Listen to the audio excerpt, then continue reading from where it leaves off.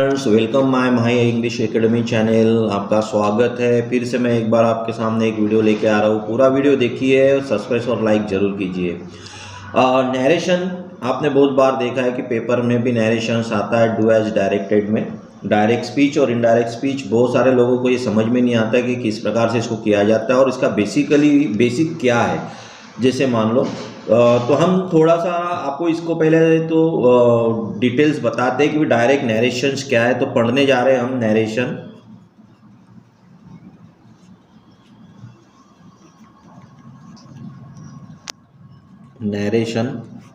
Narration का शाब्दिक अर्थ होता है कथन। इसका शाब्दिक अर्थ होता है कथन, यानी कहने वाला। जो कथन करते अपन उसको बोला जाता है। और इस शब्द का निर्माण जो है वो नैरेट शब्द से हुआ। इसका नैरेट यानी RRAT नैरेट शब्द से इसका जो है वो निर्माण हुआ, यानी शब्द से हुआ, निर्माण हुआ है। नैरेट शब्द का शाब्दिक अर्थ होता है और इसका नैरेट शब्द का शाब्दिक अर्थ होता है टू से, कहना, टू स्टेट। ये दोनों इसके शाब्दिक अर्थ होते हैं। और नरेशन का समानार्थक शब्द होता है स्टेटमेंट। इसका समानार्थक शब्द होगा स्टेटमेंट।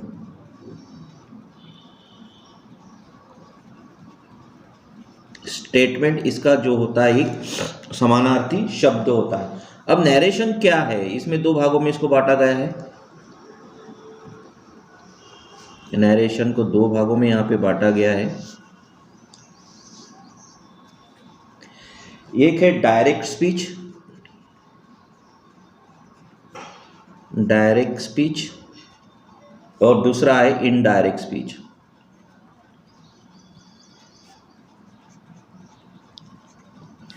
अब डायरेक्ट स्पीच का अर्थ होता है सीधा जुड़ा जाता है, सीधे श्रोताओं से जुड़ा जाता है। और इनडायरेक्ट का जो होता है किसी स्पीकर के द्वारा इसको जोड़ा जाता है। तो इसकी डेफिनेशन हम देखते हैं। सबसे पहले हम पढ़ेंगे डायरेक्ट स्पीच क्या है और उसको समझेंगे भी डायरेक्ट स्पीच को। जब कोई ऑडियंस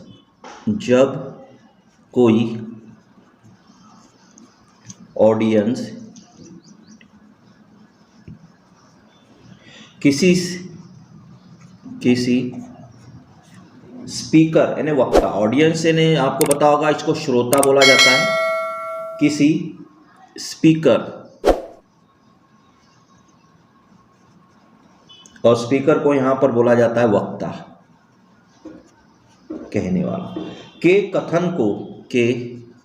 कथन को जो कथन कर रहा है उसको, कथन को वक्ता के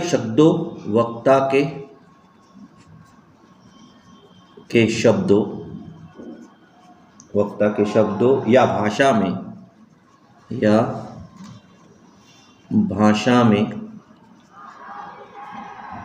अभिव्यक्त करता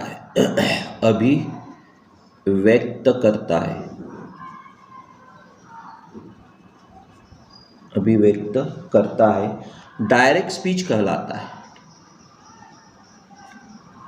डायरेक्ट स्पीच कहलाता है।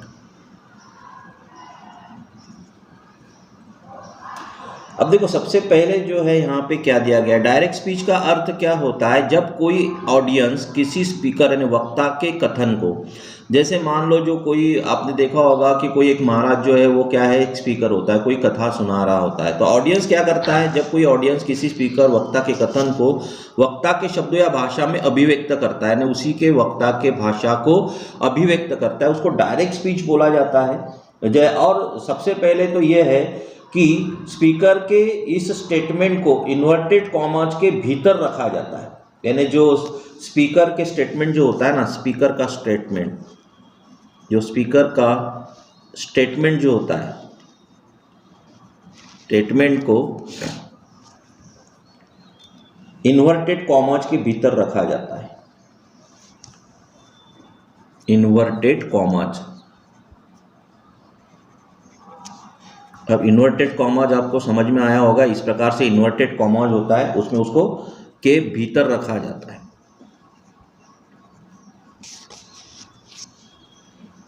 अब अपन उदाहरण से समझते हैं। Shweta said, comma I am busy.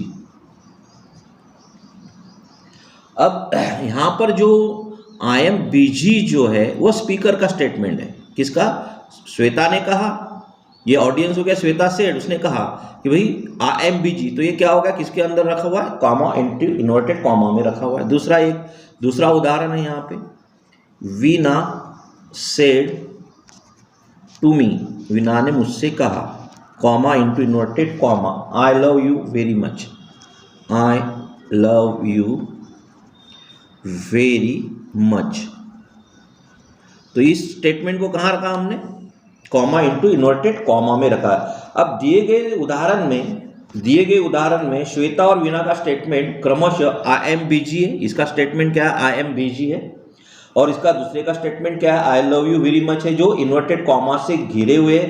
अतः दिए गए वाक्य डायरेक्ट स्पीच में है। तो ये जो दिए गए डायरेक्ट स्पीच में, क्योंकि ये इनटू इन्वर्टेड कॉमाज के भीतर है, इसीलिए इसको बोला गया है डायरेक्ट स्पीच। क्या बोला गया? इसको डायरेक्ट स्पीच बोला गया। डायरेक्ट स्पीच के दो भाग होते हैं, इसके भी दो भाग होते हैं डायरेक्ट स्पीच के। डायरेक्ट स्पीच के दो भाग होते हैं। अब दो भाग यानी कौन से? सबसे पहले तो ये होता है ही सेड, जो कॉमा इंटू इन्वर्टेड कॉमा के बाहर है। इसको क्या बोला जाता है? Reporting speech. इसको बोला जाता है रिपोर्टिंग स्पीच।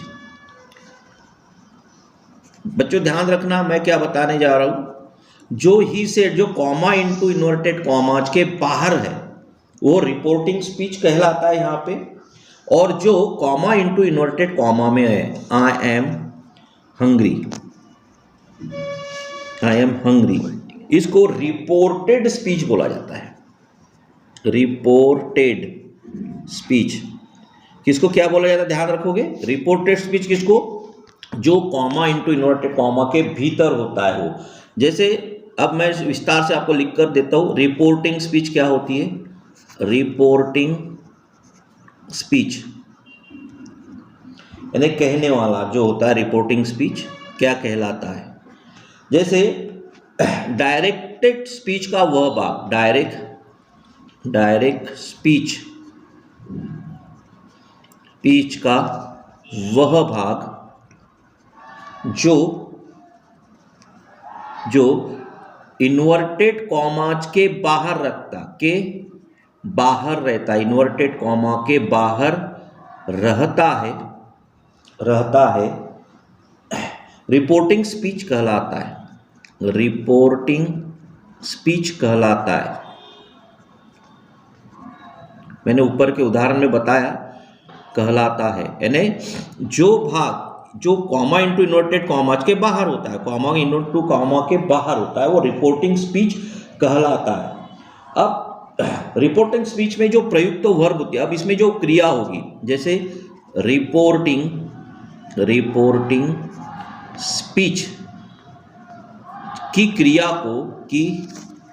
क्रिया को रिपोर्टिंग वर्ब बोला जाता है। रिपोर्टिंग वर्ब बोला जाता है। रिपोर्टिंग वर्ब बोला जाता है यानी किसको? जो रिपोर्टिंग स्पीच की जो क्रिया होती है उसको रिपोर्टिंग वर्ब में प्रयुक्त रिपोर्टिंग वर्ब बोला जाता है। तथा प्रयुक्त सब्जेक्ट और ऑब्जेक्ट जो है, और तथा उसमें प्रयुक्त सब्जेक्ट और ऑब्जेक्ट को क्रमशः रिपोर्टर,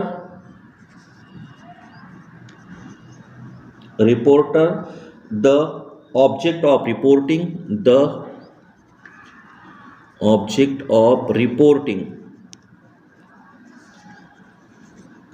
वर्ब कहा जाता है, वर्ब कहा जाता है। अब आपको समझाने की कोशिश करूंगा इसको कि देखो क्या दिया गया है। रिपोर्टिंग स्पीच की क्रिया को रिपोर्टिंग वर्ब बोला जाता है। मतलब जो रिपोर्टिंग स्पीच जो है, जो कॉमा इंटू इन्वर्टेड कॉमाज के बाहर है, उसकी जो क्रिया होगी उसको रिपोर्टिंग वर्ब बोला जाता है। और उसमें प्रयुक्त सब्जेक्ट और ऑब्जेक्ट को क्रमशः reporter the object of reporting verb कहा जाता है। मतलब जो ऑब्जेक्ट की जो रिपोर्टिंग कर रहा है उसको वर्ब बोला जाता है। यहाँ पर उदाहरण से समझते अपन। मोहन, उदाहरण देखेंगे, मोहन सेड टू सोहन। अब कॉमा इंटू इन्वर्टेड कॉमा में I help you, I help you. अब देखो इसमें मोहन क्या हो गया, मोहन हो गया रिपोर्टर। मोहन क्या हो गया, रिपोर्टर। क्यों हो गया, क्योंकि मोहन जो है वह सोहन से कहता है, इसलिए ये रिपोर्टर हो गया। और इसमें जो क्रिया यूज की गई है ये रिपोर्टिंग वर्ब है, रिपोर्टिंग वर्ब है। सबसे पहले तो मैं आपको बता दूं कि कॉमा इंटू इन्वर्टेड कॉमा के बाहर जो वाक्य रचना है वह आपकी रिपोर्टिंग स्पीच बोला जाता है। क्या बोला जाता है, रिपोर्टिंग स्पीच। तो रिपोर्टिंग में मोहन जो करता है वो रिपोर्टर हो गया, उसकी जो क्रिया है वो रिपोर्टिंग वर्ब हो गई। और जो सोहन जो है वो ऑब्जेक्ट ऑफ रिपोर्टिंग वर्ब हो गया, the object of reporting verb, reporting verb हो गया। यानी ध्यान दो, अभी मैंने क्या कहा, मोहन रिपोर्टर हो गया सब्जेक्ट के रूप में, और वो किसको कह रहा है, सोहन को। तो सोहन के ऊपर वो कार्य कर रहा है ना, इसलिए ये हो गया the object of reporting verb. तो ऑब्जेक्ट ऑफ रिपोर्टिंग वर्ब मतलब इस रिपोर्टिंग वर्ब का वह क्या है, ये ऑब्जेक्ट है ना। Mohan said to Sohan. तो ध्यान में आया होगा बच्चों कि यहाँ पर रिपोर्टिंग स्पीच जो होती है वह कॉमा इंटू इन्वर्टेड कॉमाज के बाहर है, और उसको मोहन जो है वो उसमें कहने वाला रिपोर्टर हो गया। उसके बाद सेड टू जो है रिपोर्टिंग वर्ब होगी, जो भी इसके बाद सब्जेक्ट के बाद जो भी यहाँ पे क्रिया आएगी, से टू आ गया, टोल्ड आ गया, ये सारी की सारी रिपोर्टिंग वर्ब बोला जाता है। और अब दूसरा पार्ट हो गया उसका बच्चों रिपोर्टेड स्पीच, रिपोर्टेड स्पीच।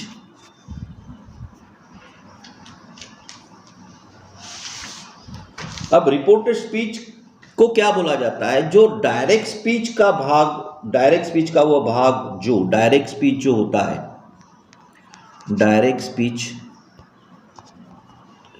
का वह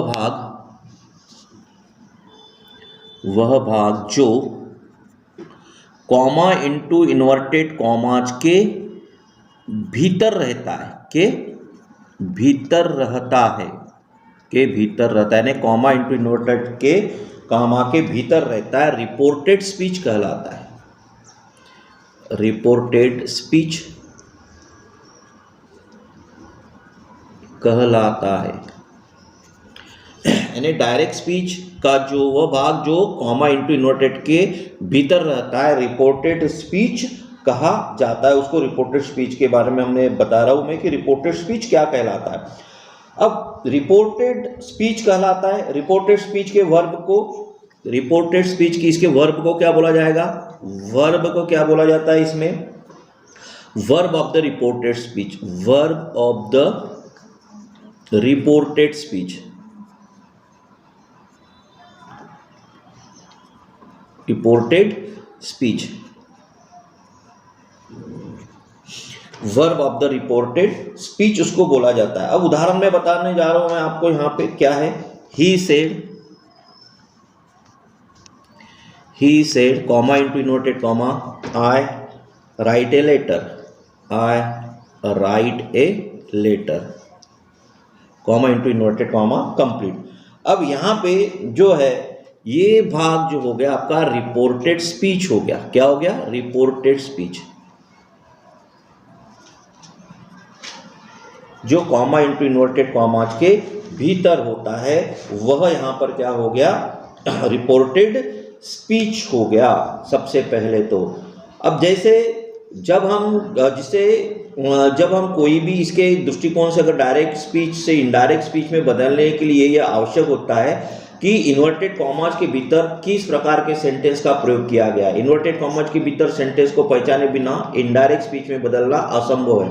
अतः सेंटेंस के संबंध में हमें क्या करना चाहिए, जानने की आवश्यकता होती है। जैसे मान लो हमें क्या करना है, डायरेक्ट स्पीच से, जो डायरेक्ट स्पीच है, डायरेक्ट स्पीच से इनडायरेक्ट स्पीच में जब हम बदलते हैं, से इनडायरेक्ट स्पीच में, इनडायरेक्ट स्पीच में हम जब बदलते हैं तो कुछ वाक्यों को हमें जानने की आवश्यकता बहुत जरूरी होती है। यानी वाक्य की दृष्टिकोण से 5 भेद होते हैं। जैसे एक सबसे पहले देखेंगे अपन असर्टिव सेंटेंस।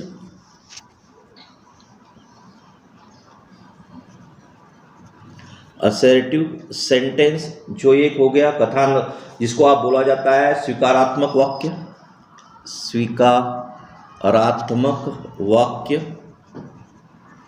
दूसरा हो गया इंट्रोगेटिव सेंटेंस,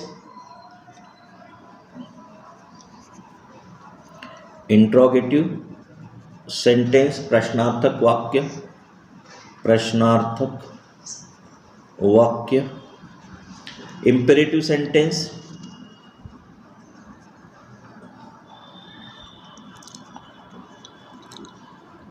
इंपेरेटिव सेंटेंस आज्ञासूचक, आज्ञासूचक वाक्य। ऑप्टेटिव सेंटेंस इच्छाबोधक, ऑप्टेटिव सेंटेंस इच्छाबोधक।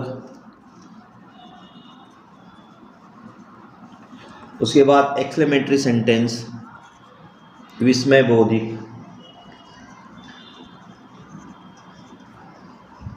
एक्सक्लेमेटरी सेंटेंस, इसको क्या बोलेंगे अपन, विस्मयादि बोधक, विस्मयादि बोधक।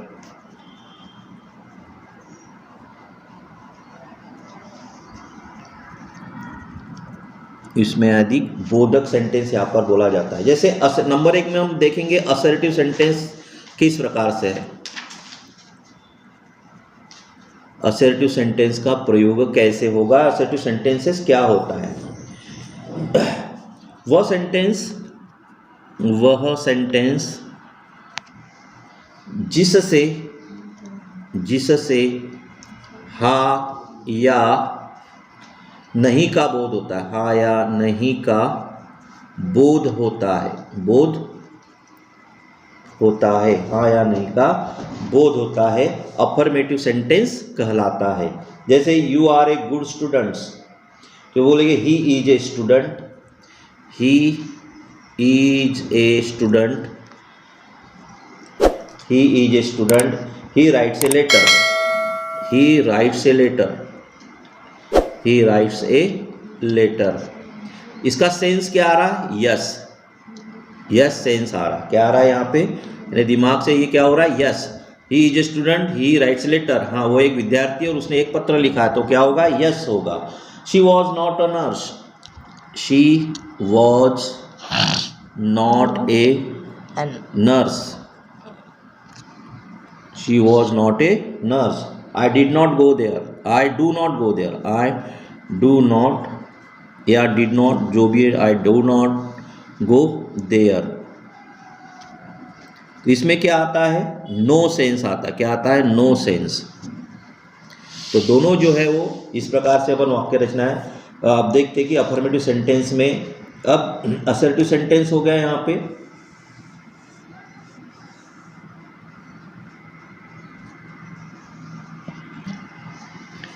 Number 2 interrogative sentence.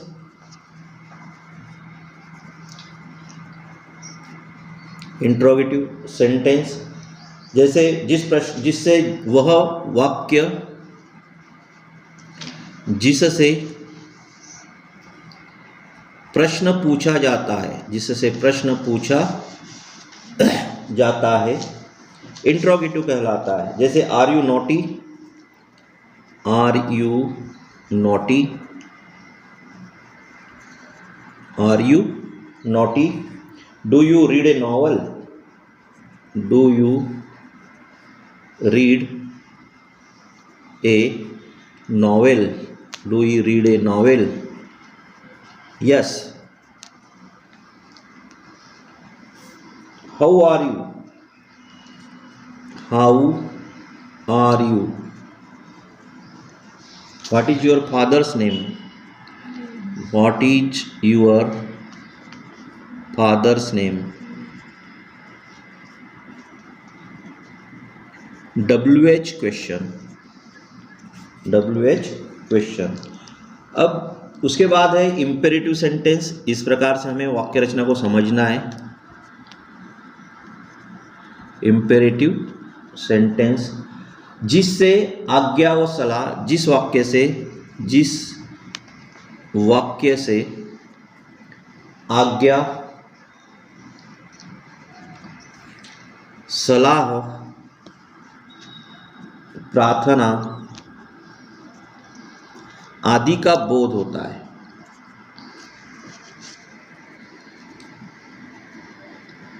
आदि का बोध होता है। जैसे जिससे bring a glass of water, जैसे हमने किसी को बोला ब्रिंग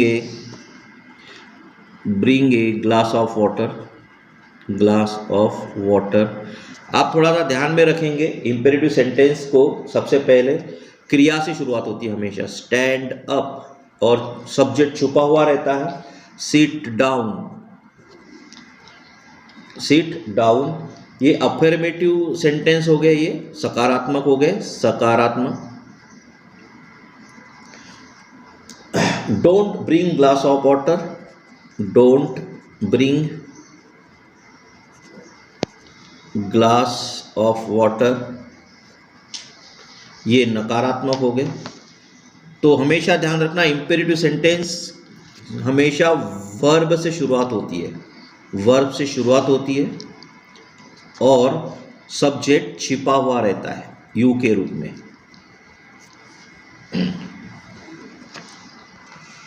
उसके बाद है ऑप्टेटिव सेंटेंस।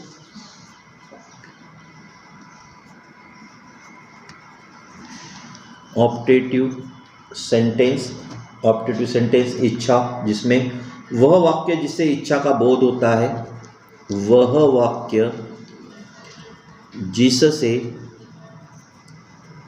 इच्छा का बोध होता है, जिससे इच्छा का बोध होता है, ऑप्टेटिव सेंटेंस कहला जाता है। जिससे मे से वाक्य शुरुआत हो रहा है, may you live long, may you live long,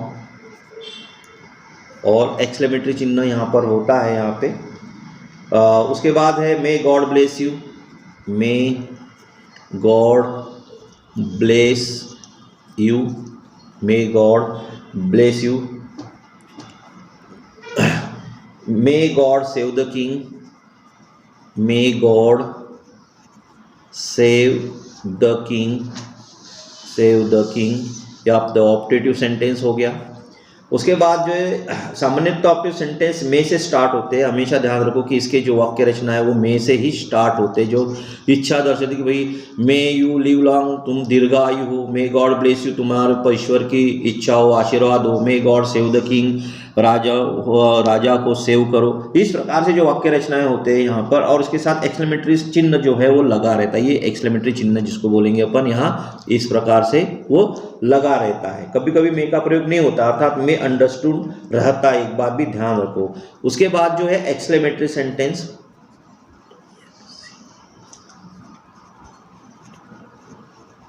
exclamatory sentence. अब ये सेंटेंस जो है मानसिक भावनाओं जैसे मानसिक भावनाएं, अपनी मानसिक भावना होती है। जैसे कौन से सुख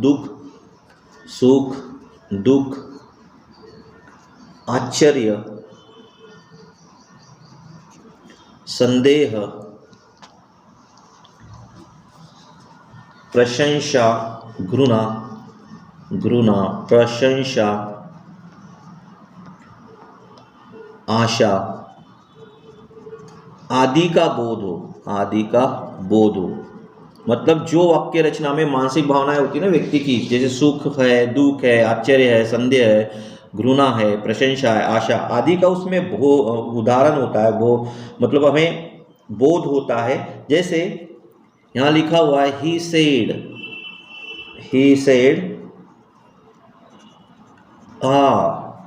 I am ruined, I am ruined. The player said. The player said. The players.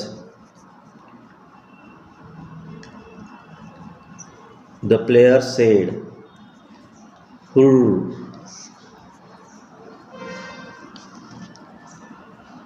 The cup is ours. The cup is ours. जैसे मान लो खुशी की बात है, आश्चर्य है. He said. He said. What a nice film it is. वो आश्चर्य हो गया. What a nice film it is. अब इस प्रकार से ये हो गया आपके एक्सक्लेमेटरी सेंटेंस. किस प्रकार से अपने को समझना है, इसमें जो डायरेक्ट और इनडायरेक्ट में ये वाक्य रचना आएगी तो आपको समझ में आ रहा होगा कि एक्सक्लेमेटरी सेंटेंस कैसे हो गए. अब हम देखते हैं जनरल से उसके साधारण नियम, ये वो बदलने के साधारण नियम क्या होते हैं. साधारण नियम एक ही नियम में मैं आपको समझाना चाहूँगा, फिर मैं आपको इसको अलग अलग तरीके से इसको समझाने की कोशिश करूँगा. जनरल रूल्स में सबसे पहले क्या होता है साधारण नियम में, चेंज ऑफ पर्सन, यानी व्यक्ति को change of person, change of person. दूसरा चेंज ऑफ टेंस, इसमें देखो क्या क्या होगा, चेंज ऑफ टेंस, टेंस का परिवर्तन होता है. Change of other parts of speech,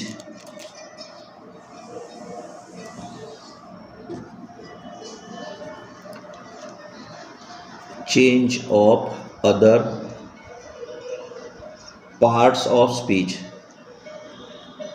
parts of speech. तो इस प्रकार से हम इसको चेंज यहाँ पे हम आपको बता रहे हैं कि किस प्रकार से क्या बनाना है. अब सबसे पहले हम पढ़ेंगे नियम नंबर 1 में, फिर तो बाकी पार्ट में मैं आपको बताना चाहूँगा. Change of person, change of person, सबसे पहला नियम है चेंज ऑफ पर्सन. किस प्रकार से बनाया जाता है, डायरेक्ट स्पीच से, डायरेक्ट स्पीच से इनडायरेक्ट स्पीच में, इनडायरेक्ट स्पीच में बदलते समय, बदलते समय इन्वर्टेड कॉमाज के, इन्वर्टेड कॉमाज के भीतर जितने, के भीतर जितने पर्सन, सन, फर्स्ट, सेकंड एंड थर्ड रहते हैं, subject object S O N के अनुसार, के अनुसार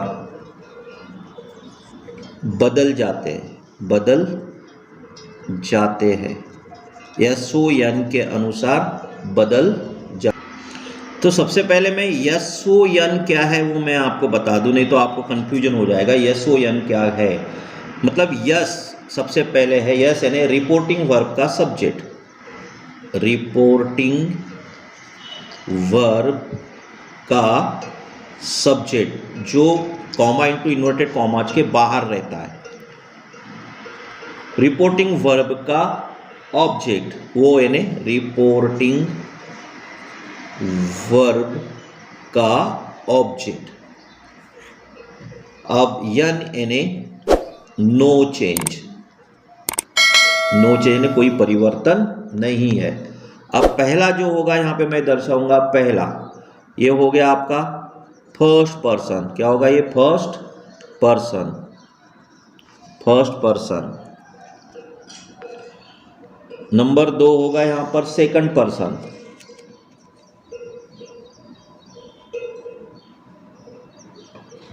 नंबर 2 होगा सेकंड पर्सन. थर्ड होगा थर्ड पर्सन, तो ये किस प्रकार से फार्मूला लगाया जाता है, SON का फार्मूला मैं आपको यहाँ पर बता रहा हूँ। S मैंने लिखा SON, ये हो गया हमारा रिपोर्टिंग वर्ब। क्या हो गया ये? रिपोर्टिंग वर्ब जो इनटू इन्वर्टेड कॉमास के बाहर है। अब यहाँ हो गया वन पर फर्स्ट पर्सन, सेकंड पर्सन और ये हो गया थर्ड पर्सन। यानी ये फर्स्ट पर्सन हो गया, ये सेकंड हो गया और ये थर्ड पर्सन हो गया। इसको बोला जाता है रिपोर्टेड स्पीच। रिपोर्टेड स्पीच जो है अभी हम बता रहे हैं आपको कि भाई जो है comma first person second person किसके अनुसार बदलते हैं सबसे पहले। तो मैं आपको बता दूं यहाँ पे सबसे पहले क्या होगा, यस जो है वह रिपोर्टिंग वर्ब, ये हो गया रिपोर्टिंग वर्ब, ये भी हो गया रिपोर्टिंग वर्ब और ये भी हो गया रिपोर्टिंग वर्ब, नो चेंज। अब ये हो गया आपका एक रिपोर्टेड स्पीच, ये हो गया आपका रिपोर्टेड स्पीच और ये हो गया आपका रिपोर्टेड स्पीच। इस प्रकार से ये फार्मूला होगा। उपरोक्त सूत्रों को SON फार्मूला भी कहा जाता है। जैसे सब्जेक्ट हो गया फर्स्ट पर्सन, ऑब्जेक्ट हो गया सेकंड पर्सन और नो चेंज हो गया थर्ड पर्सन। रिपोर्टेड स्पीच और रिपोर्टिंग वर्ब आपको समझ में आया होगा। अब मैंने यहाँ पर आपको एक SON फार्मूला यहाँ पर दिया गया है। SON फार्मूला भी इसको बोला जाता है। SON फार्मूला सब्जेक्ट ऑब्जेक्ट और नो चेंज। अब हम रूल्स नंबर 1 के अनुसार वाक्य को बताते कि क्या, यदि रिपोर्टेड स्पीच का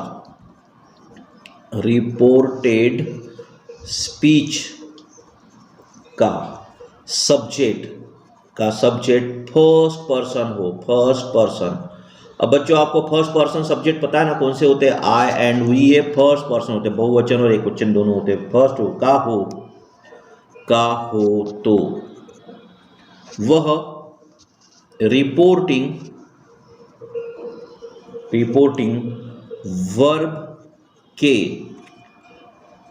सब्जेक्ट के अनुसार नंबर पर्सन तथा केस के अनुसार बदलते हैं। केस के अनुसार बदलते हैं, यानी किसके अनुसार बदलते हैं? अब देखो यहाँ पे क्या दिया गया है, यदि रिपोर्टेड स्पीच का सब्जेक्ट, रिपोर्टेड स्पीच है ना ये सब्जेक्ट, या ऊपर में रिपोर्टेड स्पीच जो है, ये रिपोर्टेड स्पीच जो है या रिपोर्टेड स्पीच का सब्जेक्ट, ये जो फर्स्ट पर्सन, रिपोर्टेड स्पीच का सब्जेक्ट क्या हो गया? या फर्स्ट पर्सन, मतलब मैं यहाँ फर्स्ट पर्सन को देख रहा हूँ तो यहाँ आपका हो गया subject I and we. Reported speech का subject first person I and we का हो तो वह रिपोर्टिंग वर्ब, तो ये रिपोर्टिंग वर्ब हो गया। कौन सा हो गया? रिपोर्टिंग वर्ब का के सब्जेक्ट, यानी रिपोर्टिंग वर्ब का सब्जेक्ट हो गया ये। कौन सा हो गया? ये हो गया रिपोर्टिंग सब्जेक्ट। ये हो गया आपका रिपोर्टेड स्पीच। क्या हो गया? ये रिपोर्टेड स्पीच का जो कॉमा इनटू इन्वर्टेड कॉमा का सब्जेक्ट है, और ये हो गया बिना मतलब कॉमा इनटू इन्वर्टेड कॉमा के बाहर का रिपोर्टिंग वर्ब का सब्जेक्ट के अनुसार नंबर पर्सन तथा केस के अनुसार वो बदलते हैं। जैसे उदाहरण में मैं बताना चाहूंगा, जैसे यहाँ मैंने लिखा उदाहरण, he said to me comma into inverted comma I am ready comma into. अब ये क्या हो गया? डायरेक्ट हो गया, DIRECT डायरेक्ट हो गया। अब हमें इनडायरेक्ट बनाना है। क्या बनाना है? इनडायरेक्ट। तो क्या होगा? ही सेड टू मी दिया गया, अब सेड टू मी है इसलिए यहां पर इसका परिवर्तन होता है टोल्ड में। ही टोल्ड मी, जब भी ऑब्जेक्ट होगा तो यहाँ टोल्ड का प्रयोग होता है क्योंकि भूतकाल में, इसलिए टोल्ड का प्रयोग हमने यहाँ पे किया। ही टोल्ड मी, और दोनों वाक्यों को दैट से जोड़ना है। किससे जोड़ना है? दैट से। अब दोनों वाक्यों को दैट से जोड़ना है तो हमें आई जो पहला प्रथम पुरुष दी गया है वो किसके अनुसार बदलता है? देखो ऊपर में मैंने बोला गया है, ऊपर में आपको बता रहा हूँ किसके अनुसार बदल रहा है। ये फर्स्ट पर्सन किसके अनुसार बदल रहा है? ये रिपोर्टिंग वर्ब के सब्जेक्ट के अनुसार। तो यहाँ हमारा रिपोर्टिंग सब्जेक्ट कौन सा हो गया? ही। ये हो गया हमारा रिपोर्टिंग वर्ब का सब्जेक्ट, ये रिपोर्टिंग वर्ब का सब्जेक्ट हो गया। और इस रिपोर्टिंग वर्ब के सब्जेक्ट के अनुसार ही जो है वह रिपोर्टेड स्पीच का पहला बदलेगा। मतलब ही आय का क्या हो जाएगा फिर ही, क्या हो जाएगा फिर यहाँ ही कैसे आया समझ में आ गया बच्चों। क्या हो गया, ये रिपोर्टिंग वर्ब का सब्जेक्ट के अनुसार यदि रिपोर्टेड स्पीच में सब्जेक्ट फर्स्ट पर्सन आया हुई होगा तो वह इसी के अनुसार बदलेगा, सब्जेक्ट के अनुसार। इसलिए यहाँ ही हो गया, क्या हो गया यहाँ पे ही। और ये क्रिया क्यों बदलेगी, क्योंकि आप पास्ट टेंस है इसलिए यहाँ पर एम का यहाँ पर हो गया, क्योंकि टेंस बदल गया। He was ready, he was ready. तो आप और कॉमा इंटू इन्वर्टेड कॉमा हट जाएगा। तो आपको ये सब्जेक्ट समझ में आ रहा होगा किस प्रकार से यहाँ पे हमने बदला है, समझ में आया होगा आपको ये किस प्रकार से यहाँ बदला है। अब नियम नंबर 2 हम यहाँ पर फॉलो करते हैं। यदि रिपोर्टेड स्पीच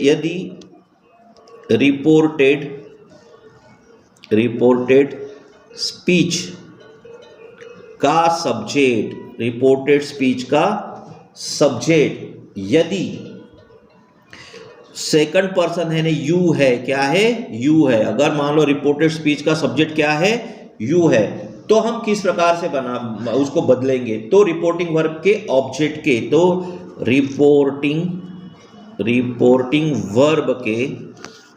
वर्ब के ऑब्जेक्ट के अनुसार बदलेगा, ऑब्जेक्ट के नंबर, पर्सन और केस के अनुसार बदलेगा। किसके अनुसार, केस के ऊपर मैं बता देता हूं क्या है। अब आप ध्यान दो, यहां पर अगर मान लो रिपोर्टिंग वर्ब के ऑब्जेक्ट के अनुसार रिपोर्टेड स्पीच का यहां पर बदलेगा, मतलब यहां पे सेकंड पर्सन मतलब यू अगर आता है, कहां पे आएगा, कॉमा इंटू इन्वर्टेड कॉमाज का सब्जेक्ट यदि आपका रिपोर्टेड स्पीच के जो कॉमा इंटू इन्वर्टेड कॉमाज के भीतर यदि सब्जेक्ट यू है तो वह रिपोर्टिंग वर्ब के ऑब्जेक्ट के अनुसार वह बदलेगा। तो मैं आपको यहां पर उदाहरण से बता रहा हूं, यहां पर किस प्रकार से मैं बता रहा हूं। जैसे he said to me, comma into inverted comma you are late. तो यहां पर देखो क्या होगा अभी बच्चों, यहां पे अब यहां पर ये हो गया रिपोर्टिंग स्पीच का, यानी रिपोर्टिंग स्पीच का सब्जेक्ट, ये हो गया उसका वर्ब, रिपोर्टिंग वर्ब और रिपोर्टिंग ऑब्जेक्ट हो गया। मी क्या हो गया यहाँ पे, रिपोर्टिंग ऑब्जेक्ट। और हमारा जो नियम है SON का फार्मूला, यदि मान लो आपके इंटू इन्वर्टेड कॉमा में रिपोर्टेड स्पीच का सब्जेक्ट यू है तो वह हमेशा ध्यान रखना, वह ऑब्जेक्ट के अनुसार बदलेगा। किसके अनुसार बदलेगा बच्चों, यह यू जो है वह ऑब्जेक्ट के अनुसार बदलेगा। तो हमें क्या करना है, ऑब्जेक्ट कोई भी आ सकता है यहाँ पे, तो क्या करेंगे, ही टोल्ड मी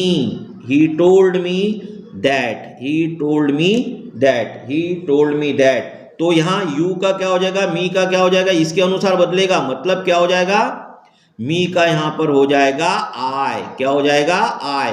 ये क्यों बदला, ध्यान दो। अगर मान लो रिपोर्टेड स्पीच का सब्जेक्ट द्वितीय पुरुषी सेकंड पर्सन है तो वह रिपोर्टिंग स्पीच के ऑब्जेक्ट के अनुसार बदलेगा, चाहे फिर कोई हो। अगर यहाँ हिम होता तो यू ही कहलाता, यहाँ अगर वह अस होता तो यहाँ वी कहलाता। ध्यान देना, उस प्रकार से अगर मान लो शी होता, यहाँ पर हर होता तो यहाँ शी होता। तो यहाँ मी आया हुआ इसलिए मैंने यहाँ पे क्या किया, आई किया। और वाज क्यों आ गया यहाँ पे, क्योंकि ये भूतकाल है, यानी ये प्रेजेंट काल में, ये पास्ट टेंस में, और ये आपका जो comma into inverted comma reported speech जो है वो प्रेजेंट टेंस में है। जब अगर मान लो रिपोर्टिंग वर्ब यदि पास्ट टेंस में है तो आपका रिपोर्टिंग जो वाक्य रिपोर्टेड स्पीच की पूरी वाक्य रचना की क्रिया भी पास्ट टेंस में बदल जाती है। तो यहाँ होगा आई वॉज लेट। तो ये हो गया, आपको समझ में आ रहा होगा बच्चों। यदि रिपोर्टेड स्पीच का सब्जेक्ट सेकंड पर्सन का हो तो रिपोर्टिंग वर्ब का ऑब्जेक्ट नहीं दिया हुआ हो तो रिपोर्टेड स्पीच सेकंड पर्सन के सब्जेक्ट को इनडायरेक्ट में फर्स्ट और थर्ड पर्सन के सब्जेक्ट के अनुसार बदल दिया जाता है, ताकि डायरेक्ट स्पीच का अर्थ इनडायरेक्ट स्पीच में स्पष्ट हो जाए। जैसे मान लो, अगर एक बात ध्यान रखेंगे, अगर यहां लिखा हुआ है श्वेता सेड और यहां अभी ऑब्जेक्ट है नहीं, फिर लिखेंगे you teach my sister, you teach teach my sister. अब ये आया हुआ है तो अभी बोलेगी कि यार सर ये कैसा होगा, यहाँ तो ऑब्जेक्ट है नहीं, फिर क्या होगा? तो फिर ऐसे इसमें देखो क्या होता है, यदि रिपोर्टेड स्पीच का सब्जेक्ट, ये रिपोर्टेड जो स्पीच का सब्जेक्ट यदि यू है, सेकंड पर्सन है, और तथा रिपोर्टिंग वर्ब का ऑब्जेक्ट नहीं है, यहाँ ऑब्जेक्ट दिख रहा है क्या? नहीं दिया हुआ है, तो रिपोर्टेड स्पीच के इस सेकंड पर्सन के सब्जेक्ट को इनडायरेक्ट स्पीच में फर्स्ट और थर्ड पर्सन के सब्जेक्ट के अनुसार बदला जाता है, यानी फर्स्ट या और थर्ड पर्सन। थर्ड पर्सन तो समझ में आ गया होगा ना बच्चों? फिर आपको थर्ड पर्सन कौन से होते हैं? ही, शी और इट। और फर्स्ट पर्सन क्या होगा? आई एंड वी। जैसे यहाँ दे भी होगा, है ना, इसके अनुसार हमें बदलना है। तो फिर यहाँ पर है नहीं, यहाँ पे यू है, यू को, तो फिर क्या होगा? Shweta said that। नियम क्या बोल रहा है बच्चों कि यू को अब ऑब्जेक्ट है नहीं, तो फर्स्ट या सेकंड पर्सन के अनुसार हम बदल सकते हैं। तो चाहे आप आई लिखो यहाँ पे, या फिर आप यहाँ पर लिखो ही लिखो, क्या लिखो? या शी लिखो या ही लिखो। आई या he taught her sister, taught her sister.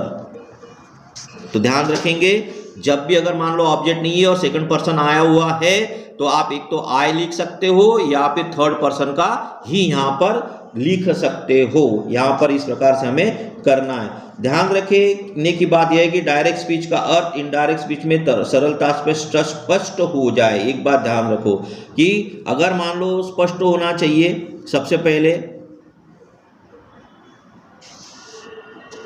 अब स्पष्ट होना चाहिए से मतलब क्या हो गया? अगर मान लो यहाँ लिखा हुआ है, स्पष्ट करने के लिए हमें थोड़ा सा ध्यान में रखना पड़ेगा। श्वेता सेड दैट, तो मैं आई नहीं करूंगा क्योंकि यहाँ करूंगा ही टॉट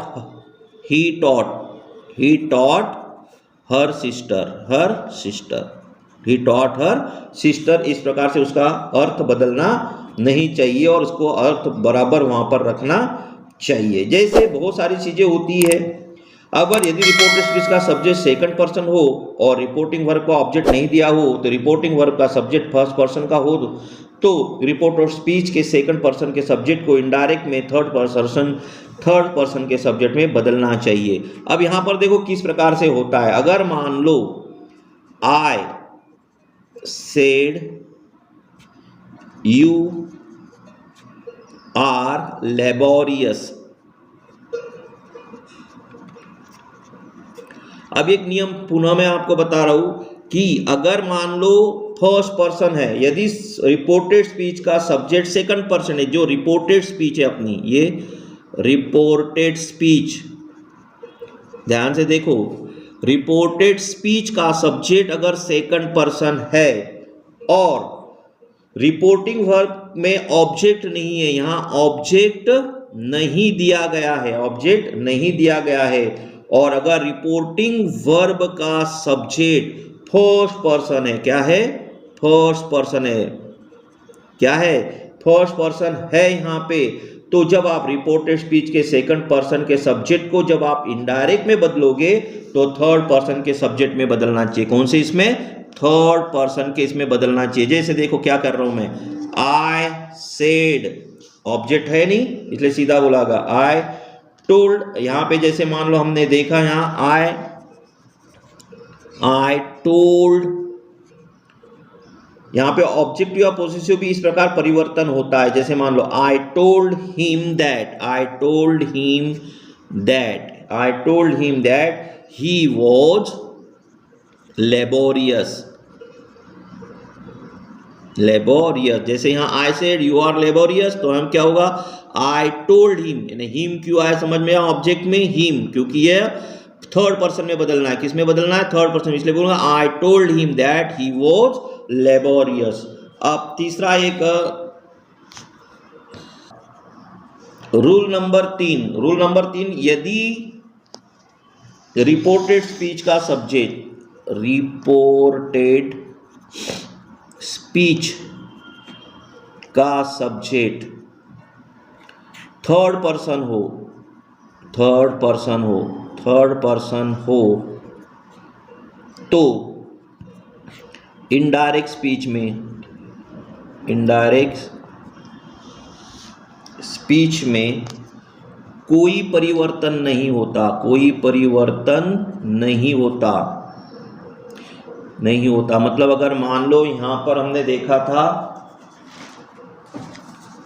जैसे अगर मान लो रिपोर्टिंग स्पीच का अगर मान लो थर्ड पर्सन है, रिपोर्टेड स्पीच में सब्जेक्ट क्या है, थर्ड पर्सन, ही, शी और इट या दे है, तो यहां पर आपने देखा होगा नो चेंज होता है। क्या होगा यार, रिपोर्टिंग वर्ब में नो चेंज। रिपोर्टेड स्पीच का अगर ये है तो फिर रिपोर्टिंग वर्ब के अनुसार उसका नो चेंज अपने को समझ में आएगा। तो यहां पर कैसा होगा, कोई परिवर्तन नहीं होता। उदाहरण से देखेंगे अपन, क्या होगा, you said comma into inverted comma, she wrote A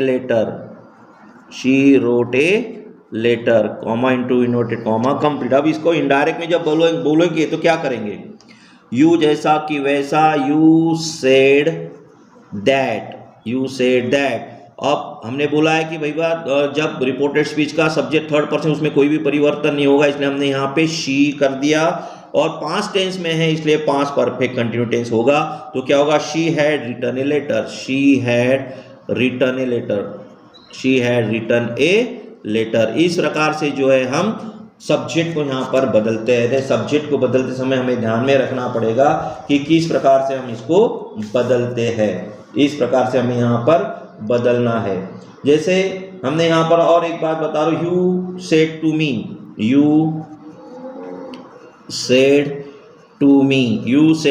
me comma into inverted comma, she is a beautiful girl,